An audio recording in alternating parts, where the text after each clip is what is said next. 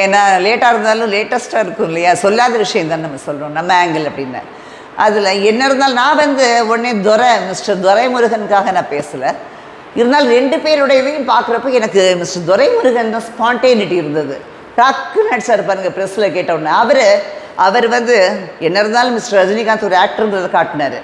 ஏன்னா அங்கே வந்து யாரோ ஸ்கிரிப்டை எழுதி கொடுத்துருக்காங்க, நான் இதெல்லாம் மண்டபத்தில் எழுதி கொடுக்கலங்க, யாராவது மண்டபத்தில் எழுதி கொடுத்தாங்கன்னு நினைக்கிறீங்களா அப்படிங்கிற மாதிரி அவரே சொல்கிறார். என்னென்னா எடுத்த உடனே உதயாநிதி பெரிய ஃப்யூச்சர் இருக்குது, பெரிய ஃப்யூச்சர் யாரால் இருக்குது அது தெரியணும் இல்லையா. ரஜினிகாந்த், மிஸ்டர் ரஜினிகாந்த் நீங்கள் வந்து பெரிய ஃப்யூச்சர் இருக்குங்கிறீங்க.